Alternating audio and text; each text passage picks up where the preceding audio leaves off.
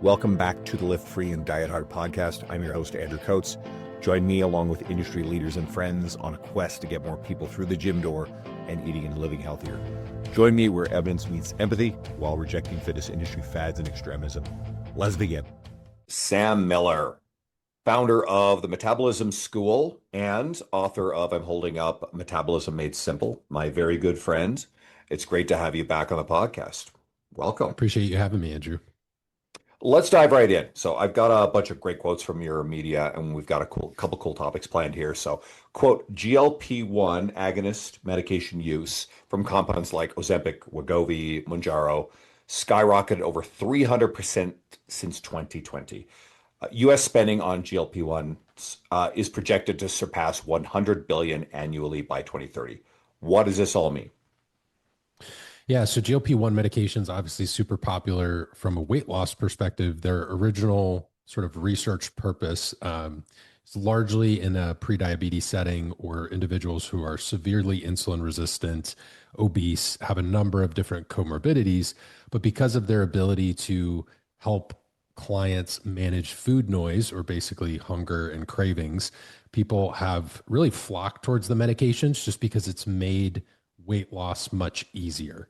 But that doesn't mean that it's not without consequence. So anything that is going to kind of hammer a certain signal in your body. So GLP-1 is acts as a peptide hormone, and it works as part of that satiety system that typically occurs in a post-meal setting. So normally, if myself or Andrew were to eat a meal and as we consume those calories, we have these nutrient sensing family of hormones, the incretin family.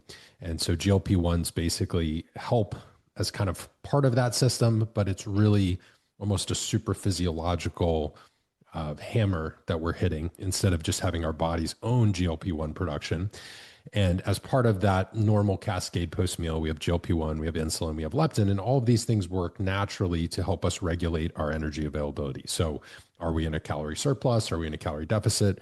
And not just, on a meal by meal basis, but also daily and weekly energy expenditure. So super important hormones really play a role for anyone when it comes to weight maintenance, weight loss, and just your overall hunger and satiety signals.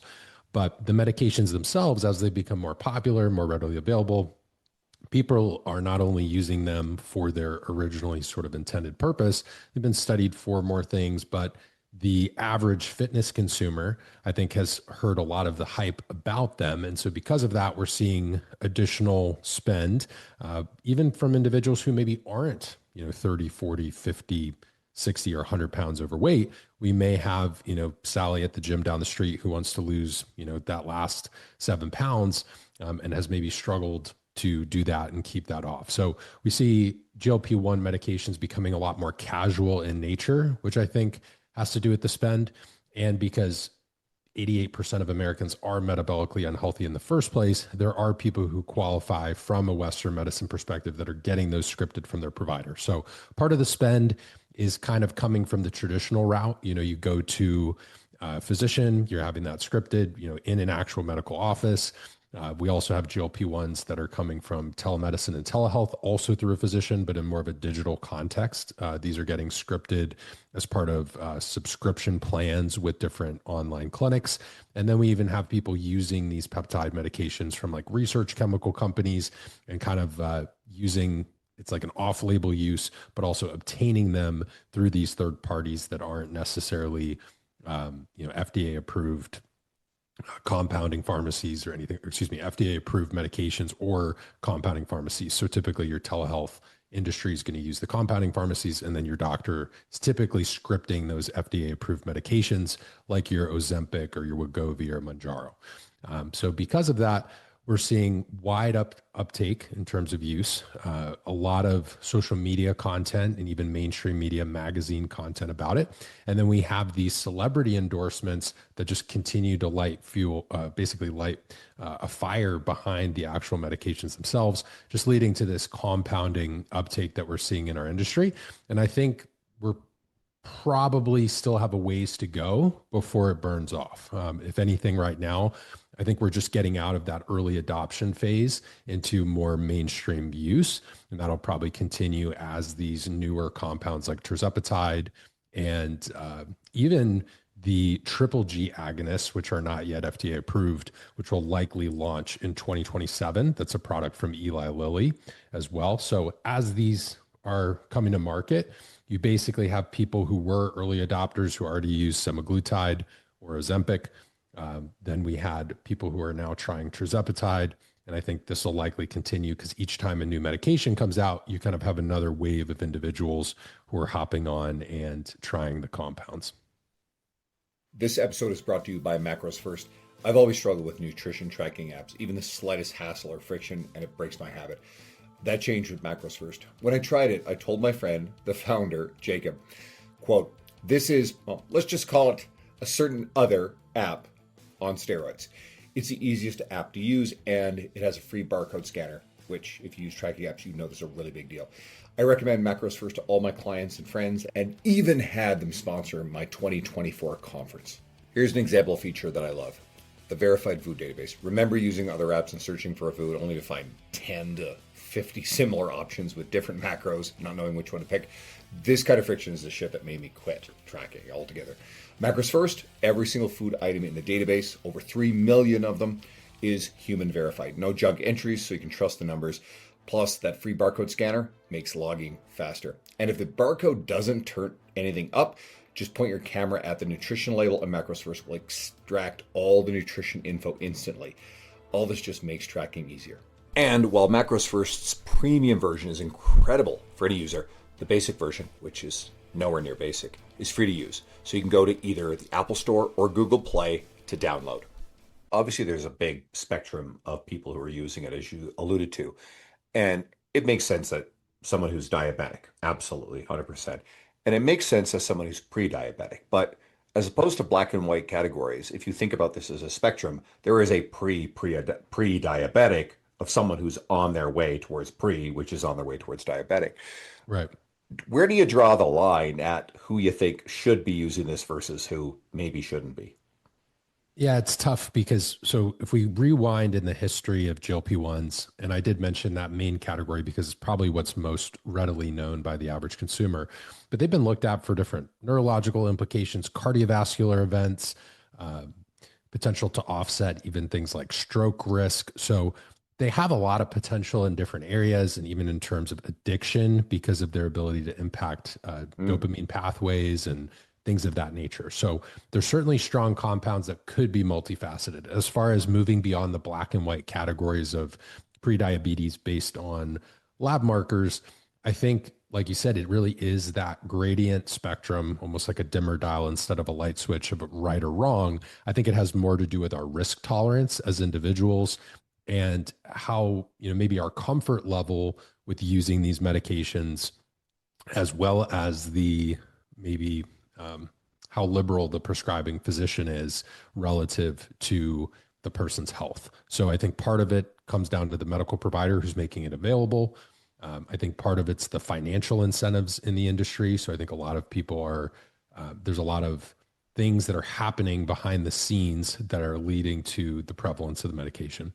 And then for the individual consumer, I think there's almost like a groupthink mentality that is lowering the barrier to entry because people aren't as risk averse as far as the side effects as GLP-1. So they can do other things besides help with, besides just prediabetes and weight loss. And those benefits are well established, but some of it is, okay, what is the dose that we're taking, right? Just if we were going to have a conversation around androgens, right? You'd still consider dose, you'd consider duration of exposure, what type of compound am I actually taking? So for example, bioidentical testosterone is different than, maybe we're moving into something that's used, you're headed to the Olympia this weekend, there's going to be some PEDs that have been used over the past few months in those preps.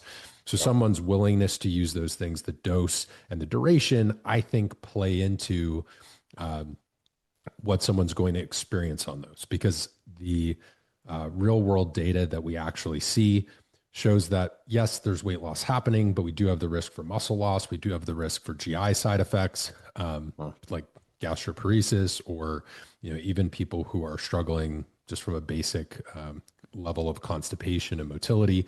So there's wide-ranging effects. I think the compound itself matters. I think the dose matters and the duration of exposure matters. But someone's, that black and white versus gray area that you're talking about really is going to come down, I think, to a consumer's core values and kind of their compass and decision making around the products, because they are becoming much easier to get. And so it becomes our role as health educators to really speak about these things so people can make informed decisions. But as far as where you draw the line, I think that's the question for everyone right now. For me, my stance is, if you are going to use these peptides and they're going to help be a gateway to a healthier life, we know that you need to still cement the healthy habits. If you don't resistance train and eat adequate protein while you're taking these medications, you're going to lose muscle. And that's a massive risk to longevity, because we know frailty is such a big reason why the elderly struggle later in life. If you have a fall or a fracture, that can lead to significant setbacks and detriments in terms of quality of life and just your overall longevity. So I view it as both a health span and longevity conversation. To me, if it's going to help you lead a longer, healthier life, if it can help to clean up your labs and improve your insulin sensitivity, sure, it's worth trying. But the dose, duration, and healthy habits are really like a non-negotiable piece of the conversation, because I think otherwise use becomes a bit reckless and irresponsible if we're not having a discussion around those things. So let's tackle this piece by piece. So let's do the resistance training side first. So it helped me frame something. So I'm comfortable with my understanding of the data on this stuff, that at its essence, GLP-1 agonist medications, as you said, they help quiet food noise. So therefore it helps regulate appetite, right? So there's less craving for food. So it's going to result in reduction of calorie intake. So Right. we're going to see an equivalent relative to the calorie intake. We're going to see an equivalent amount of weight loss. And so I think it's just analogous to dieting. I think it is probably going to be, if someone is staying on this stuff, it's probably a gateway to more sustainable calorie deficit versus a lot of the yo-yo aggressive dieting stuff, because sustainability is a big issue with that.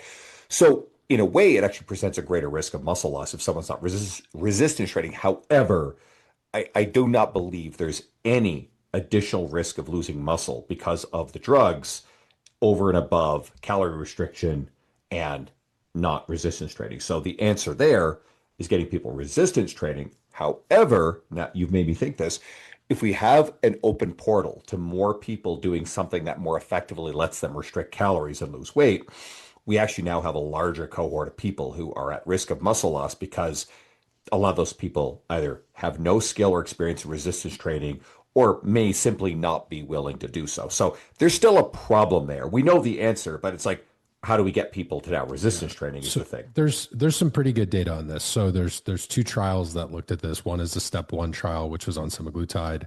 The other is Surpass.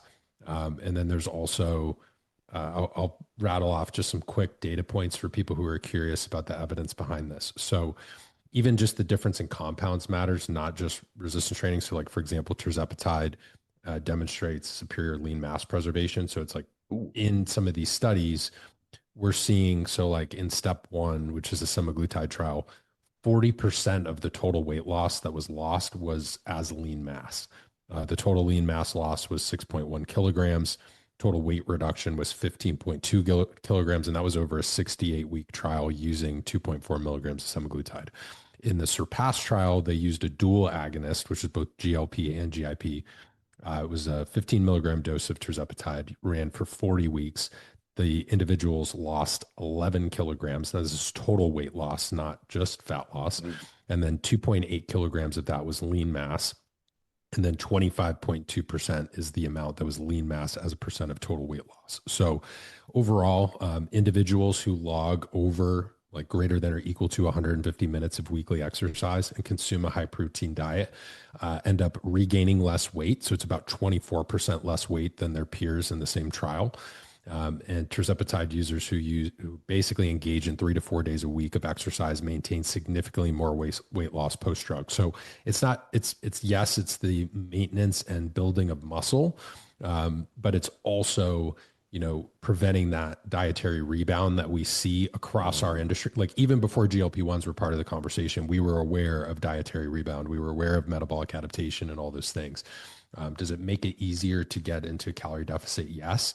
There are some unique, potent benefits of GLP-1 that go beyond appetite suppression. So it does seem to have a cardioprotective effect. It's a bit kidney protective, neuroprotective, increases glucose uptake.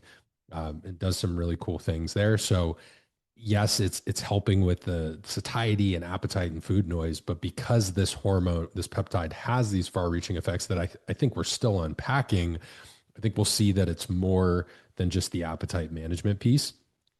And as far as the muscle loss, I think we'll need additional studies beyond. Now, my opinion is I think you should obviously resistance train, learn how to prioritize protein intake. You can't skip the basic non-negotiables of lifestyle and transformation to achieve and cement those physical results long term.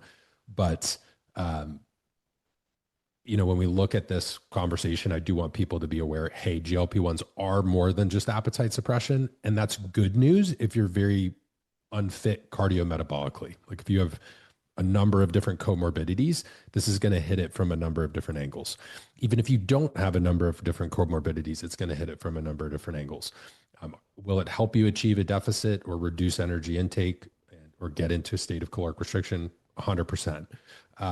Now, where our kind of end results are with that can depend on a lot of different things. I'm pretty sure there was even a paper where they paired like GLP-1 with growth hormone.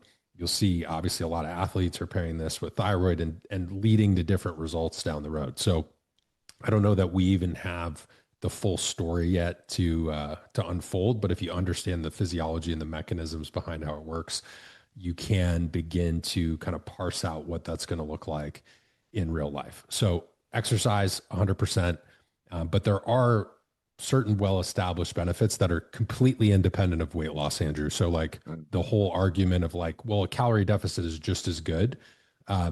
If that was the case, then we wouldn't see weight loss independent benefits. Now, some of the effects of GLP-1 are only mediated by weight loss. That seems to be clear from the research that we have, but there are some independent effects for the liver, anti-inflammatory effects, cardiovascular protection, neuroprotection. The neuroprotection seems to happen even before the weight loss happens as far as what we have so far. So that's kind of cool. I think that's promising for people with poor metabolic health. But again, you and I are big resistance training guys coming from a training background. Like we're going to encourage people to resistance train regardless. And if someone is overweight, I do think it's crucial to get them at a lower level of body fat, get them training, get them moving, get their steps up, non-exercise physical activity, improve quality of the diet. All those things are non-negotiable. But when we're having this conversation, realize that when we pull this lever, yes, we're pulling on that calorie deficit lever, which can lead to metabolic and hormonal adaptations. But there are other things that are going to happen too. And that's probably why we're also seeing things like the GI side effects at higher doses too. I'm very in context pro use of these medications and excited about all the other effects that you're talking about. I'll just one last thought on the muscle loss side of stuff. I suspect one of the other drivers is these medications in quieting food noise and appetite are simply, I think in a lot of cases, more effective than just dieting, right? Because I think they're more sustainable and it's probably easier for people who struggle with this to get into a deeper calorie deficit for longer, which of course, then you present the problem of the rate at which you're dropping your calorie intake and the rate of weight loss, which as you lose weight faster, I think that exposes someone, especially if they're not resistance training, to losing more muscle mass as well. Is that fair? Yeah. Yeah, that's fair. I think, we see that even in basic transformations. We see it in contest prep. If you've ever dieted for a photo shoot, if you go slow and steady, you might retain more muscle along the way. And the rate of loss is an important piece of the conversation. And clients who can generally, maybe they're not super stoked about losing half a pound, but if they're doing that compounded over time, it produces pretty great results. So I would agree with the rate of loss and the depth at which, like anytime I look at someone who's been chronically dieting, I talk about the depth, duration, and frequency of the diet and how that plays into this calorie deficit conversation. So with depth, duration, and frequency, using that model, which is kind of my framework for evaluating someone's diet history, I think a GLP-1, I would agree, lets you get to a greater depth of deficit. I think duration, it makes it much more tolerable to stay in that deficit longer. And frequency, I think when people have this tool available, if it's been prescribed to them, they're probably more willing to be in a deficit more frequently, or simply from the fact that they're not doing the things that we see clients do, which is maybe, subconsciously, have a little food here, bites, licks, tastes, nibbles, things that add up over the course of the day. It does lead to a greater ability to engage in dieting more frequently without the diet fatigue that we see from restriction. Because just restriction in and of itself, if you've ever dieted for a long period of time as you're trying to get in shape or prepping, there's a fatigue that comes with it, not only from the low calorie state, but the constant, being like a miser of that energy and that food consumption over time, and constantly having to make the good choice. Now, eventually that becomes a bit more hardwired, but for clients early on, I do think that's super challenging, just the principle of dietary restraint in and of itself. And that's where maybe like flexible restraint and some of the research there comes in handy. So I would agree with you. Using that model, depth, duration, and frequency, is a GLP-1 going to help someone hit that? And will it contribute to some of the issues that we see in our industry around chronic dieting, which is already a problem, right? Especially for women who have maybe started dieting at a young age and now they're continuing. That's where I see this kind of playing out. Is I think they can be great in certain instances, but I also think it's a double-edged sword, because the same thing that makes them great for certain populations can inherently make them a risk for other people. So like the chronic dieting female who's already been calorically restricted, or she continuously tries to lose weight, maybe doing Orange Theory style workouts and HIIT versus spending a lot of time learning how to resistance train with progressive overload, spending a season at maintenance calories, or even reverse dieting. I think that's a big piece of this conversation too. So I think it'll make some folks healthier, and it has the ability to contribute to the industry. But I also think for some people with presenting challenges in past dietary history, who have really leaned more towards that chronic dieter, I think it's a slippery slope. So that's where having a great coach, having a good medical provider, having good people in your corner and getting the right education on these things is just so important to be able to, steer the right path for yourself. Well, you touched on something, and I'll point to a recent episode I had. Uh, Dr. Sue Kleiner, who's a PhD icon in nutrition, women's performance, and we have an entire episode on, largely women's performance nutrition, but in particular the risks of underfueling and the competing demands that women are usually, on average, more susceptible to than men, to both want to perform, but also pressure to be lean, aesthetic, you name it, whatever, right? Sometimes that pressure is internal, external, whatever.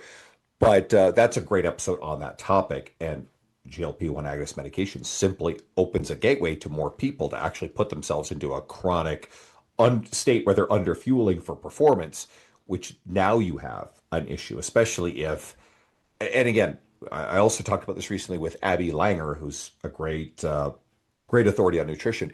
And we talked a little bit about Serena Williams, a famous athlete, yes, one of the possibly the most famous female athlete in the history of all sport, who has been using it. And there's a lot of complex stuff about other people having judgments about her choices, which I have, I don't think anybody has any business to comment on that. But there is, of course, the risk of, athletes turning around and going, okay, well, I could use this to look a certain way, but then there's a potentially great cost to their performance. So I think this stuff is nuanced, and it's specific to each person's situation. 100%. I think the nuance is important. I actually did a video on the Serena Williams piece because there was something that everyone was arguing about. Why is she promoting this? This is misleading. She used to be someone who is more body positive in certain ways. And I think what got missed in that conversation is, if you're an athlete and you're used to training 2 to 3 times a day, and you're fueling to support training 2 to 3 times a day, and now she's no longer training, she's retired. What have we done? We've significantly decreased energy expenditure. And if she's used to consuming a larger volume of calories to support that activity level, but her activity levels dropped, I think it would be harder to sustain your body weight as a retired athlete because of that significant change. So is it possible that Serena is using this and what she said before it, because obviously now there's money involved and she's been paid to promote these products, which I think is what leads people to be skeptical, and rightfully so. But it's not our place to judge her as far as her personal decisions related to her health. Because from my perspective, even being someone who's experienced that, not even a fraction to the degree of Serena Williams, whether it's just from prepping and recreational bodybuilding shows or being a high school athlete, and then all of a sudden you transition to more sedentary work later in life, there's a significant shift in the amount of food that you can eat while still maintaining your body composition. And so if I'm thinking about food and trying to maintain my body composition, I can only imagine a Serena Williams or a Michael Phelps. Think about how intensely these people are training, and maybe they're consuming 3, 4, 5, 6,000 calories. Maybe a male athlete is on the upper end of that spectrum, whereas a female athlete maybe towards the lower end for Serena. But I think that's part of this conversation too, is like, yes, maybe it's the food noise piece and hunger and satiety management, but as people go through different seasons of life and their energy, needs change, is this helping her through that transition period? And if she gets paid to promote it because she's a celebrity and they're using her likeness, like that's up to her, what she wants to do with her brand. But from a health perspective, any former athlete who's gone through a change with their nutrition or had to eat less for a significant period of time, I think can relate to that moment that she's probably experiencing. At least, I can. That was kind of my take in the video, was like, hey, she's in a completely different place with her training now, where performance probably isn't her number one goal anymore. She's probably wanting to look and feel a certain way as she's gotten older and, after having children. And we've seen this with lots of male athletes over the years. I mean, how many, retired NFL players, especially the linemen, have struggled with their caloric demands, and then they're no longer training at that rate. Lots of famous basketball players. I mean, Shaquille O'Neal and Charles Barkley are a couple of great examples. I mean, Yeah. they, as their careers got on, they gained weight. There's other athletes who notably struggle with their weight during their careers, and then all of a sudden you remove that activity. If they're still, if there's any appetite dysregulation present whatsoever, boy, did that battle get a lot harder. So that's a good note. Okay, let's 100%. do. You mentioned reverse diets earlier, so I actually pulled this out. We planned this. You had a post about that said reverse diets can do more harm than good in 3 specific situations, and you expressed concern about the popularity of reverse dieting. Can you elaborate on that? Yeah, I think reverse dieting's become trendy in recent years. I'd say really the last 7 or 8 years in the health and fitness space, reverse dieting's been a popular buzzword, because who doesn't want to eat more food and still achieve their fitness goals and still achieve their physique goals? So I think there's an interesting premise behind it, right? Which is like, I can eat more food and I can look better and I can feel better. That's kind of the bag of goods that we're sold when it comes to reverse dieting. And I generally agree with periodic seasons of refeeding and fueling your body appropriately and offsetting, some degree of metabolic adaptation that's occurred transiently during your diet phases. But there are 3 situations that I don't agree with it. And I think it can be not only misleading, but also detrimental to someone's health. The first one is if you're experiencing significant gut issues, because we really need to address the reason you're experiencing the gut issues first before we add food to that. Because anytime we're increasing calories, we are just basically we're adding a bit of fuel to the fire, especially if you're consuming carbohydrates that are feeding some of these overgrowths that we see when people have gut dysbiosis. The second piece would be anyone who's insulin resistant, or especially if they're overweight to a point where not only do we have a substantial amount of body fat stored on the person's frame, but we may suspect any type of tracking errors or inaccuracies. I think it's irresponsible to jump aggressively into a reverse. That doesn't mean that the person hasn't been chronically dieting. Now, don't get me wrong. You're going to have a client, or you may encounter someone, in life where the person still has some body fat to lose. They have been dieting pretty significantly. Some metabolic adaptation has taken place, but they're still their profile from like a metabolic perspective, they're still fairly insulin resistant. They still have a long ways to go. For that person, you do want to be wary of jumping into a reverse too aggressively, too quickly. And then the third reason is just like people who do a reverse because they're not really sure what else to do. So it's like by process of elimination, they're just like, well, I'm going to reverse diet, or because it's trendy, I'm going to hop on a reverse. And I think you can be in favor of reverse dieting. I think you can think it's a good thing. Some people, I think, are maybe more proponents of like a recovery diet for physique athletes, where maybe we're ramping those calories a bit faster. But for a general population client, reverse diet, if that helps them get back to maintenance, I'm okay with that. If you wanted to use a recovery diet, if someone's leaner, to kind of get rid of some of those hormonal adaptations a little bit faster, I think there's a lot of experts in our field who are in support of that and have used that successfully in certain cases. They're just okay with gaining a little bit more body fat faster. So really what we want to watch for is like, if you have a client with significant bloating or irregular bowel movements, or someone, or if you're in your own health journey yourself and you're seeing all this buzz about reverse dieting, just be careful with pushing that food higher very quickly. Take your time with it if you do think you need a reverse, or maybe pause for a few weeks. Let's see if we can improve your digestion first, get absorption in a good place, and then ramp the calories after we've addressed the gut issues. That can be a really big lever that we can use, and it'll improve your results from the reverse. Same thing goes with improving your insulin sensitivity. If maybe we're hanging out where we are from a calorie perspective, but we start incorporating more non-exercise movement, maybe we're on a better, more well-designed training program, we improve our sleep. Sleep can improve insulin sensitivity as well. So these little changes, then when you do go to do the reverse diet, you just get more bang for your buck out of the caloric increase, because when we do increase calories, ideally, we'd like to be putting that towards muscle rather than just increasing our calories and making it harder for our next diet phase because we're storing more body fat. That's, I think, the biggest thing I want people to watch out for. And when you're rushing to reverse, that's really where we see that problem. And I think that's just because it's been trendy. So those are my kind of 3 pet peeves around reverse dieting.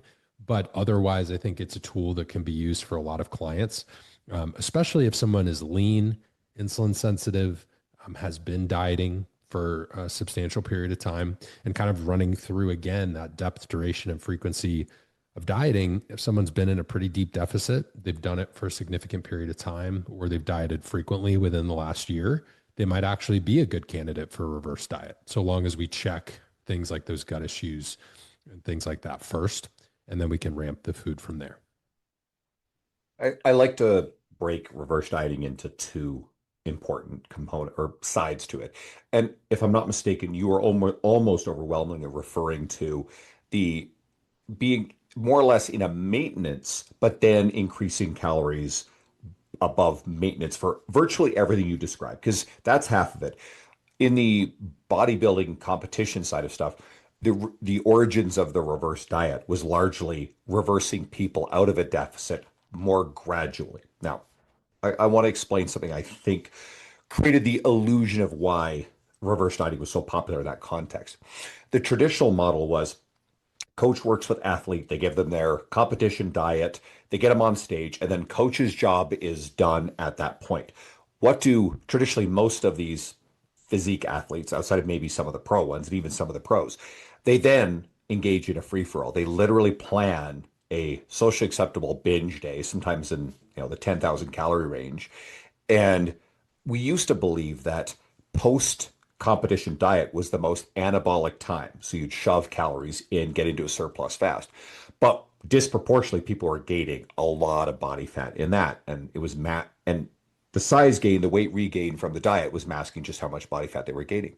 So I personally think it is fucking ludicrous to actually extend the stress, the time duration that someone's body is under the extreme stress of a diet. So I don't like the idea of slowly reversing them out after a competition or regular diet. I would actually rather bring them right back up to maintenance. Now you have to recalculate where maintenance is because you have lost body mass, right? So I think a lot of people will just jump up with what they thought was maintenance, but they're actually going to their old maintenance, which is probably now a surplus. Take all these things into consideration. I would dramatically prefer getting someone back to maintenance quickly so you're taking them out of this stressful state, get them at maintenance. And then we can go to everything that you were talking about, which is the gradual increase of calories. Now, I'd love for you to explain a couple of these things, but I think there's a few phenomenon that work in there. Part of that increase in calories, if you do it slowly, is the thermic effect of more food. Part of it is the increase in NEAT, non-exercise activity thermogenesis, because if you give people more calories, they're simply more active. The reverse is true when you diet them, okay? And then you also mentioned how we're resistance training with the goal of putting on muscle mass. I'm of the opinion, and you can correct me if I'm wrong, that those three things will explain almost all of the actual increase of, ability for someone to increase their calorie intake and stay lean. We're going to see differences probably genetically in terms of how much people increase their NEAT. I think that's a big thing. Thermic effect of food is going to be constant with people, and then it's whether or not someone's resistance training. So, would you like to add any more layers to that? There does appear to be a little bit of a difference. So this is an area that'll unfold, I think, probably over the next 10 years or so. But even in terms of our gut microbiota and the calorie harvest from those foods. So in that context of adding more healthy individuals with gut microbiome signatures, now everyone kind of has a different profile. It's not like quite as straightforward as other areas of health and fitness. But I do think depending on someone's levels of insulin sensitivity, kind of their metabolic status quo, body fat levels, how many times have you dieted previously? How long have you been maintaining this level of lean mass? Someone who's also done all of those things, what have they done throughout that entire process when they've been driving home that stimulus? They've also been building this bank of habits of like the ability to adhere to these things very well because they built the skill of not only dieting, they built the skill of a reverse or recovery phase or going back to maintenance without completely overeating and blowing that out the water in the other direction. So I do think there's a lot of factors at play. I would say the results that we're seeing from when people hyper respond to reverse, I think part of it could be your existing insulin sensitivity. Part of it is how much does the increase in food lead to quality of life changes and perceived changes in your energy levels? Because if someone feels better, and because we have the subconscious aspect that we were talking about of non-exercise energy expenditure, like fidgeting, for example, we notice that when individuals consume more calories, they tend to have more of those involuntary movements. You talk with your hands, you fidget, you tap your feet. Those things seem to happen more when calories go up, and they seem to decrease when calories go down. Now, on top of that, also, if you feel better and some of the metabolic and hormonal adaptations subside, your biofeedback improves. Now, all of a sudden, going for that afternoon walk maybe doesn't seem like such a pain. Maybe you feel better for that training session in the morning and you start to set more PRs in your workouts, or you're able to push a little bit harder in those sets. Even the whole concept of RPE and RIR that a lot of trainers use is largely based on your perceived exertion, right? So my perceived exertion is going to be impacted by how I personally feel. And so trainees who are more experienced have the ability to kind of gauge like, okay, like why does this feel harder today? I think, but for newer, more intermediate clients, that's not always something they're as skilled at regulating. So that takes time overall. So the hyper response, I think, has to do with when people do increase their movement, or the allotment of food and energy or calories that they've been given is more tolerable to where they're actually adhering to the program, versus when something's so restrictive and someone's more likely to go off plan, maybe they were overeating or adding certain things because the restriction in and of itself was leading to like a balloon in the other direction, versus sometimes when you give clients that increase, because it appears to be more maintainable, it's more tolerable on a daily basis, they actually do hit that. I think that's an important part of the conversation too. So one is like the client execution, two is the movement, three, I think, is your body's response to an increase in calories. And then the physiological piece is probably like insulin sensitivity and the gut microbiome in terms of how many calories we're actually harvesting out of what's being absorbed from what we're eating, because there does seem to be a difference in food quality there that's playing into that as well. This episode is brought to you by Just Bite Me Meals. I work long days and I won't compromise my client experience or sacrifice my workout, sleep, or nutrition. So I needed a quality and reliable meal prep service so I could save time on cooking and shopping and have more time for the stuff that matters. Net out the cost of groceries and the service isn't as much as you might think, and regular impulsive food delivery apps, eating out, that costs way more anyway. I get more meal variety and less dishes to clean, and I've been referring clients to Just Bite Me Meals for a long time, and I recently started ordering myself. Food is great. The beef brisket tacos are my favorite so far, and there's a lot of menu choice. Your calories and macros are listed. The portions are great. You can order custom meals. They deliver to your door, or you can pick up from their storefront. And I'm sorry to listeners outside of Alberta, but Just Bite Me Meals is currently just in Edmonton, Calgary, Grand Prairie, and Fort McMurray. Ordering from Just Bite Me Meals made my life easier instantly. And you can get 10% off on all your orders using my code, Andrew Coates Fitness, all caps, on their website. That's Andrew Coates Fitness, all capitals, or go to the link and the code in the show notes. You nailed it. And that's the part I left out is, and I think with the competitors, the idea of the reverse ultimately was preventing them from dramatically spilling over where they were gaining a lot more body fat. So I think in that case of the reversing out of the deficit, I think it was a false attribution that the slower rate was somehow keeping people lean. I think it was just a boundary where people were tracking the number of calories coming in, so they weren't actually quickly overshooting into a surplus that was ultimately causing them to gain body fat. I really do think that's the essence of at least the deficit reverse side of stuff. And I think you just carry that into the surplus with time.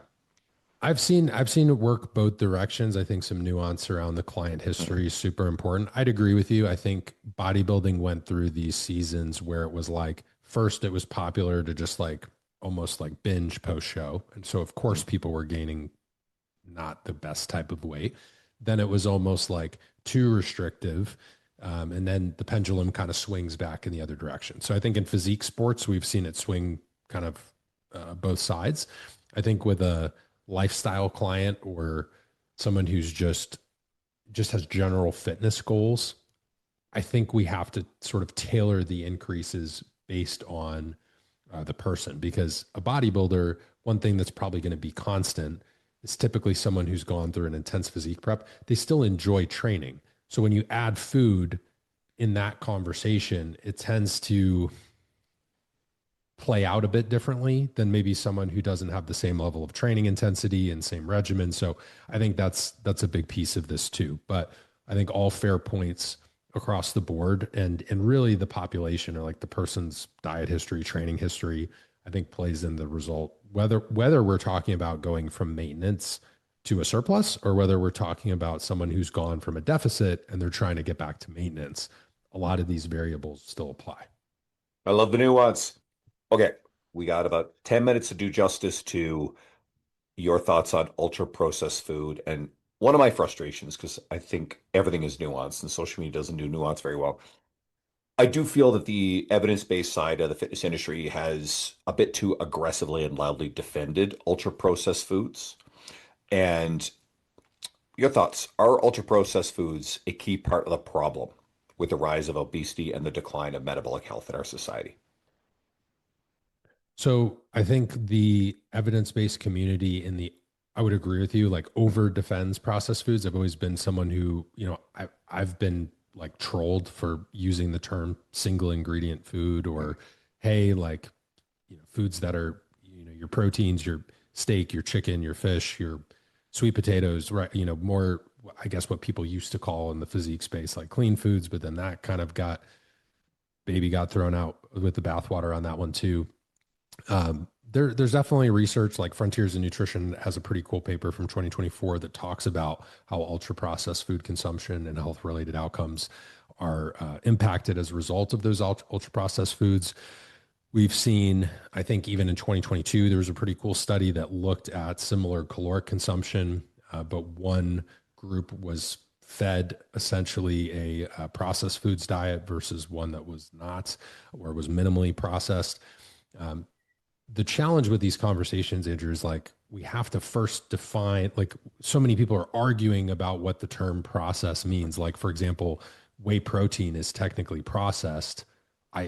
Plant protein is technically processed. Does that mean I don't want clients taking protein powder? No, like I think protein powder has a place in someone's day to day, hitting their protein goals. So the challenge with the conversation, if someone is hating on process, but then not specifying what they really mean, when I talk about ultra processed foods, I typically mean something that relative to the calorie content, or it's a hypercaloric food, meaning it provides, more than a typical serving in terms of our energy needs, but it's relatively low in micronutrients or essential amino acids. So more nutritious or less processed foods, in my opinion, or if we're just looking at things that some people would consider to be more natural or other terms that are argued about, the things I look at is like protein, micronutrients, antioxidants, polyphenols, and it tends to not have a laundry list of ingredients. Does that mean that you couldn't find something that's relatively low in calories and macronutrients that has a bunch of ingredients? Maybe you could, but typically everybody knows that, like, if you go to the grocery store and you buy a piece of fruit, or you get a piece of steak, or you cook a potato, that food, yes, you can do the social media graphic where people break out all the different chemical compound names of what's in a banana just to prove a point. But I think that's kind of misleading for the end consumer. It's like, could you break down the scientific nomenclature of like the ingredients in a food? Yes, but like a banana is a banana, a potato is still a potato. And what I would rather have the client understand is that a banana and potato both provide carbohydrates and potassium. An avocado is a fat source, largely monounsaturated fat, also provides, a number of different micronutrients. If I were to move in the direction of protein, like steak, understanding, hey, that's a source of B vitamins, dietary fat, protein, and steak, to me, like I would still put that in as a single ingredient food versus something that maybe you go to the store and you grab beef jerky, but it's also got like teriyaki sauce and a number of different things on it. Does that mean I'm anti beef jerky? No. In some situations, clients may need to grab and go some protein, but the general principle of cooking a food at home, having that, that doesn't mean that I hate that you can't ever get some dried meat or protein supplements, but there's still a difference between those two foods. And over time, the client who's making certain choices, like that will play out differently. So I kind of define it more in terms of essential amino acids, micronutrients, fiber, I think, is an ancillary part of this conversation, antioxidants, polyphenols. But if I had to pick four, it's like typically if a food either has a good source of essential amino acids, good in terms of micronutrient status, antioxidants, polyphenols, those things, the more it has in those either direction, it tends to be a food that's more nutritious for us overall. And typically ultra processed foods, unless they're fortified with those things after the fact, after production, they typically don't provide a great amount of those things. So that's kind of where I stand on it. As far as how that might contribute to the obesity and metabolic health conversation, some of those foods are easier to overeat. Some of them have a different impact on our palate than some of the more plain foods that I talked about. And then that gets taken out of context too, man. It's like people start comparing things to drugs and, talking about addiction patterns and all that. And I think it's like you can't even have a basic common sense conversation anymore about nutrition without someone trying to just like take it to another level. And part of that, I think, is created by social media culture, right? Is like people trying to get clicks and attention around those things. But my stance is, yes, I do think it contributes to the obesity conversation. Yes, I do think it's a hard topic to talk about on social media. And my gauge, or how I would teach a client, is like food, any food is prepackaged instructions for your metabolism. Now, what those instructions are and the signals it provides is largely going to depend on things like the protein, carbohydrate content, dietary fat, and then not to be understated, our micronutrients are super important too. And that's why I try to weave that critical thinking, whether it's teaching online. You showed my book earlier. It mentions micronutrition in there too, or, even speaking or doing podcasts like this. So that's kind of my stance on it. I'm not sure how that lands relative to how you teach your clients and, discuss those topics. Lines up with it, and it's a lot of the things you just said line up with. I recently went through Kevin Hall's book, Food Intelligence, which is one of the rare and good books on nutrition. And I actually was really impressed with it that they're actually quite nuanced with the ultra processed food stuff. And I tend to look at it as the problematic foods are the ones that exist in some combination of salt, fat, and sugar that are hyper palatable. And as you said, very energy dense, easy to overconsume, but in combinations that have just never existed in nature. And we know that the engineering and the marketing is designed to hijack people's, attention and obviously appetite. And you alluded to there's definitely seems to be some pretty strong evidence that there's appetite dysregulation associated with consuming these foods. I mean, there's so many different aspects. I know people can get into your meeting because we don't have time to go into this rabbit hole, but the effects on gut health, microbiome. I think these foods have tremendous potential adverse effects on gut microbiome, which cascades. Um, and then there's obviously the socio-demographic side of that For sure. conversation and the cost of these foods, which I find that again, our industry, well intentioned but misguided, tends to lean really hard on that almost as a defense against any discussion that these foods are a problem in our society. When, and a book with, I mean, Kevin Hall is one of the smartest and most credible researchers in the nutrition space. And that book pretty much comes down pretty hard on the ultra processed foods that we're talking about specifically. The book tends to advocate more for a societal top-down regulation, which I actually agree with. There's some great nuance in there, but there's also some advocacy for what the individual can do on their own. So that's why I bring you on here, is for people to dive into your media so that way they can get into these topics that you do a really great job with. So they can find you at Sam Miller Science on Instagram. I know you also have an account for the Metabolism School. You can share that. But yeah, where do you want to send people? For sure. So if you're someone who's just in your own health and fitness journey and you want a simple breakdown of these topics, like we discussed today, whether it's micronutrients, ultra processed foods, et cetera, Metabolism Made Simple is a great resource for that. That's my book. I post regularly on my account, which is at Sam Miller Science. And if you're a health and fitness coach, at Metabolism School is a great resource for you. We post a lot of free content there as well. Similar to Andrew, I do have some long form content that I would encourage you guys to check out for more nuance and all things kind of exploring some of this research, unpacking that, and then also going into some client stuff as well. So if you're a health and fitness professional, you can learn more at metabolismschool.com. If you're in your own health journey, I would definitely say just start with the free resources. But if you're compelled to learn more, the book is very affordable and a great way to go a little bit more in depth. Amazing. Thank you. Love these nuance dives into these things because I mean, GLP-1 agonist medication, that's probably the top topic right now on people's minds. And then obviously reverse dieting, a great treatment. So guys, go follow Sam. Thank you again for tuning in. I appreciate you all, Sam. Always a pleasure. Can't wait to see you at the next event we're both at. Take care. Thanks, Andrew.